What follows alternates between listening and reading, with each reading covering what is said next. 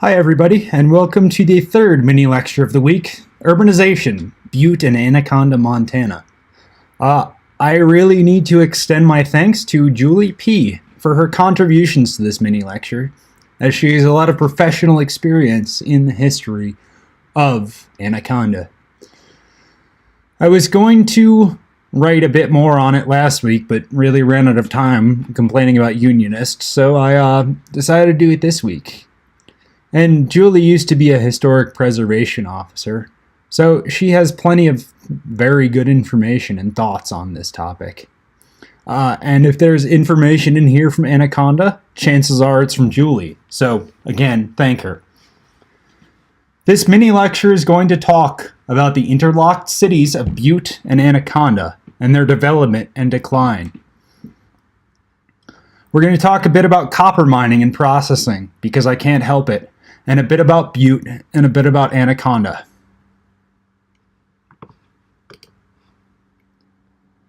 Another of MSU's historians, Tim LeCain, wrote a book about the American copper mining industry and its prominence in the U.S. economy called Mass Destruction.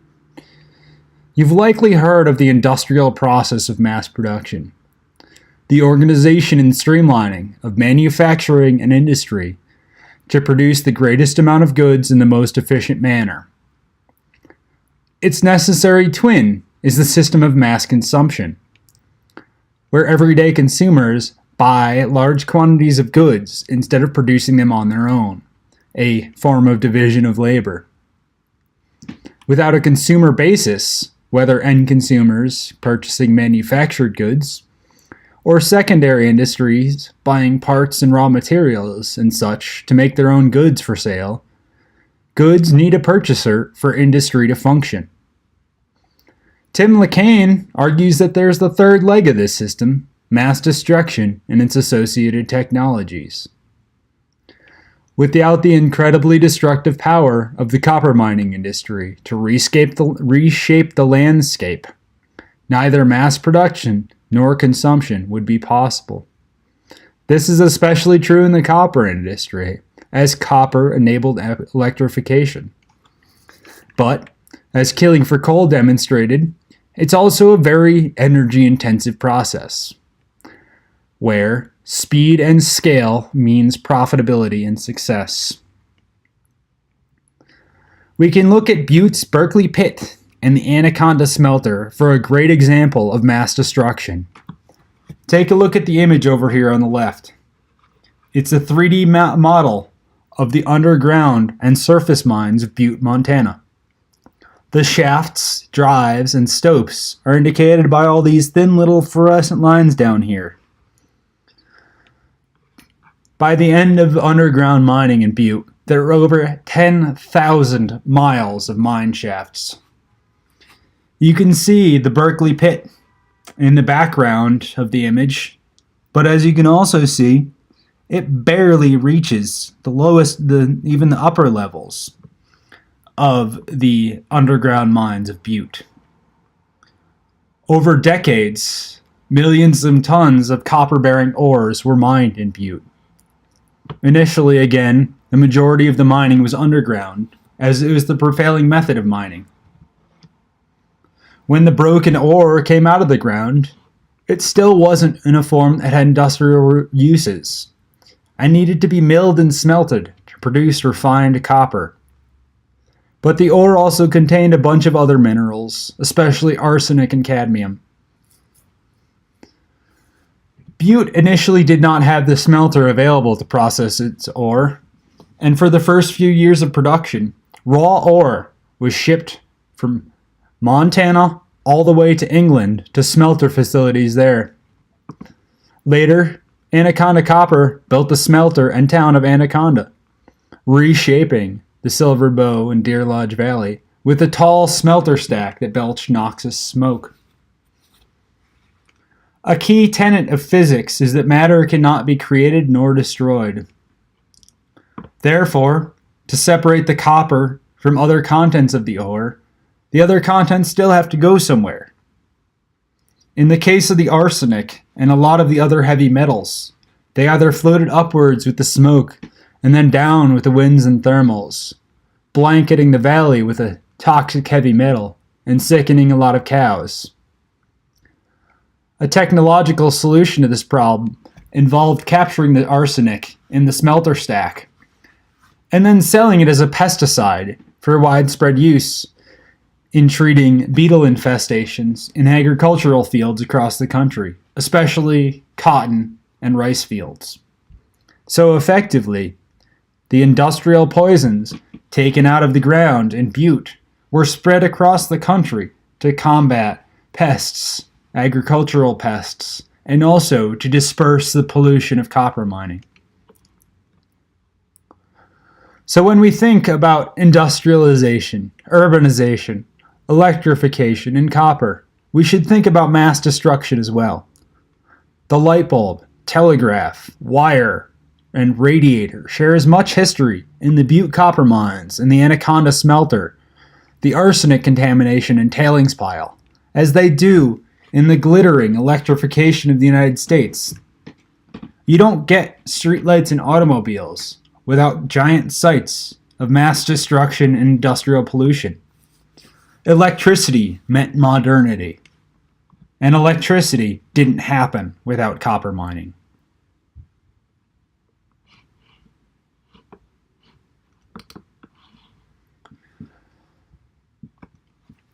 For an immigration official on Ellis Island from the 1890s until World War I, there was a certain common sight. As the barges docked to offload the steerage passengers, many of the young men had a destination. As many of them did not speak English, it was common for their family to have sewn a note or a piece of embroidered cloth to their jacket that read, "Send to Butte, Montana." Butte quickly became a booming city, known as a place where the mines were hiring. Immigrants from Europe swarmed to the richest hill on earth, seeking jobs in the mine. This polyglot of immigrants formed distinct ethnic communities, whether Irish, Finnish, German, Italian, or otherwise. Fun fact: the oldest continuously operating Chinese restaurant in the United States is in Butte, Montana. Butte's mines dictated life in the city. As the miners worked in shifts, the mines worked around the clock, and the miners were generally well paid. Miners tended to like to drink. Nothing quite cuts through the silica, dust, and sore muscles more than copious amounts of hard liquor. Butte earned the title of the wide open city, as its bars, clubs, casinos, and saloons served around the clock to deal with the fact that the mines operated around the clock and that there were always thirsty miners. Butte also earned the nickname the Gibraltar of Unionism. The Butte Miners' Union No. 1 was among the first and most powerful of the mining unions of the West, and later contributed to the founding of the Western Federation of Miners and the Industrial Workers of the World.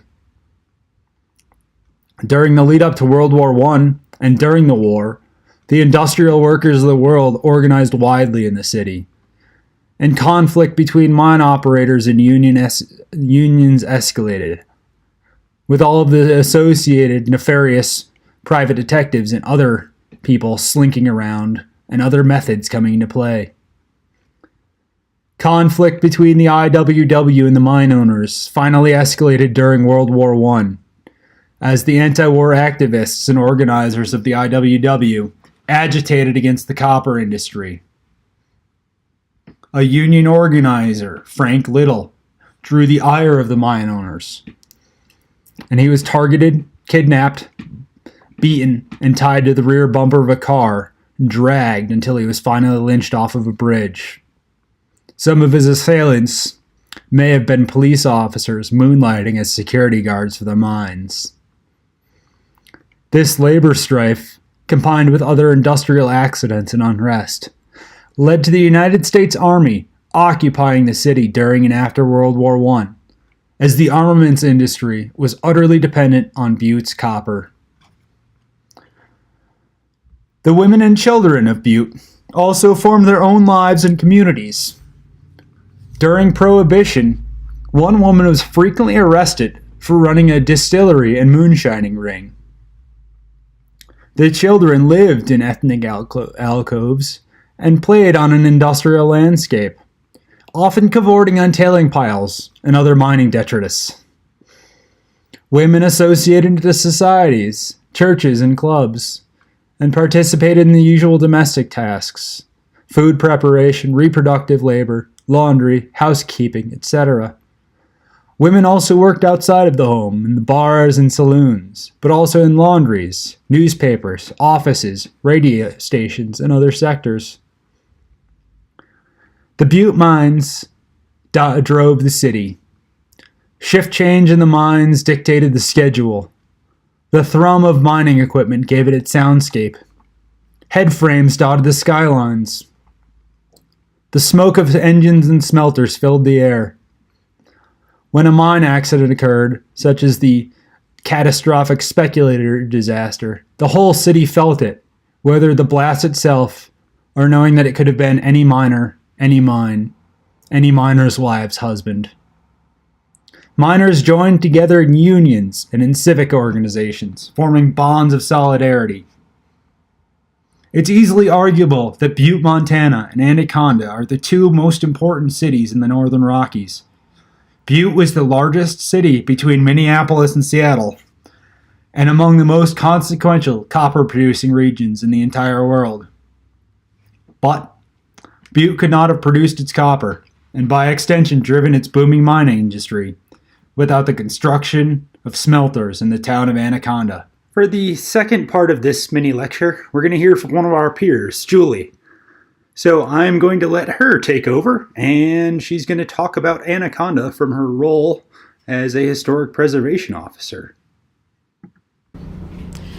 Hi everyone, this is Julie, and Jeff is giving me the privilege this week of doing a portion of the lecture about Anaconda, and I'm really grateful to him for allowing me to do that. So without further ado, we're going to talk about Anaconda and its smelter history. Anaconda pretty much owes all of its historical richness to mining and smelting, and without it, Anaconda would not exist. Anaconda is a historic copper smelting town founded in 1883, and at one point it boasted the largest copper smelting refining complex in the world. And in fact, the large smelter stack still stands today in Anaconda, and it's actually taller than the Washington Monument. A little fun fact for everyone. At its heyday, Anaconda was the perfect definition of industrial paternalism, and the Anaconda Mining Company, which is also known as the ACM, owned almost everything in the town and provided shelter for its workers, stores for them to shop in, healthcare, etc. Anaconda was a boom town. It boasted the grandeur of the Montana Hotel, which now sits vacant, and was one of the first Montana cities to have electric lights line its street.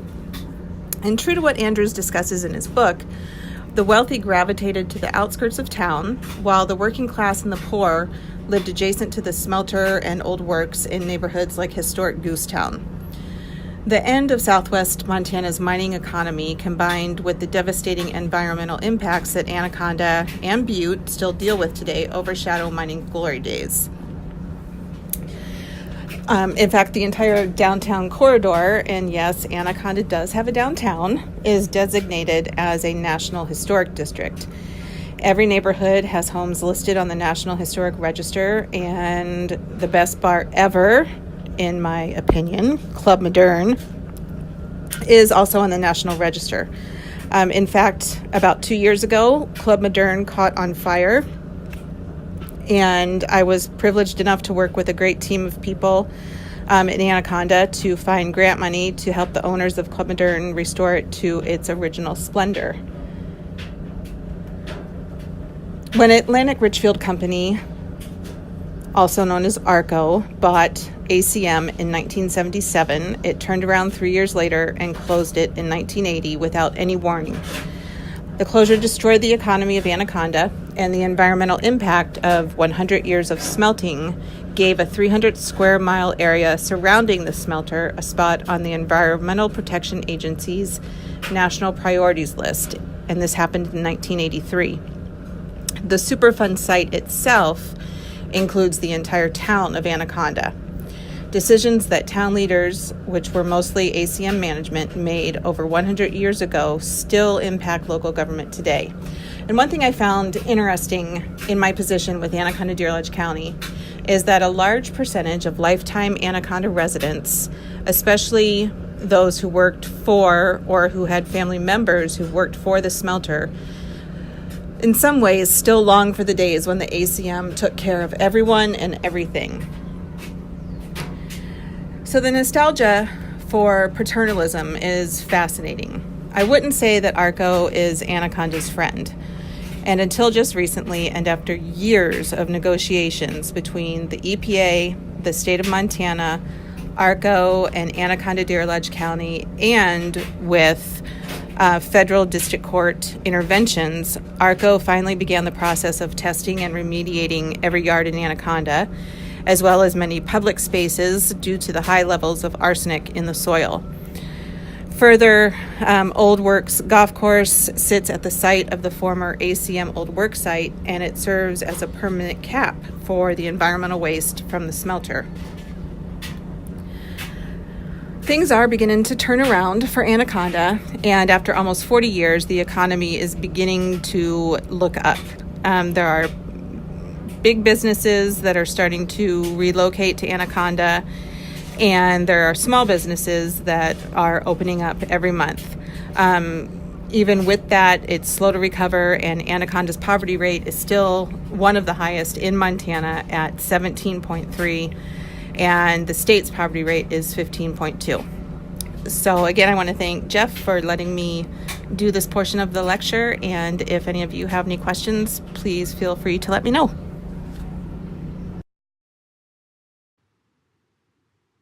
All right, folks, I think that wraps up this particular mini lecture on Butte and Anaconda and all of the fun things surrounding Superfund sites and modernization and copper mining. The next little mini lecture covers the two reform movements, the populists and socialists, so pop over in there, and I'll see you folks in the forums.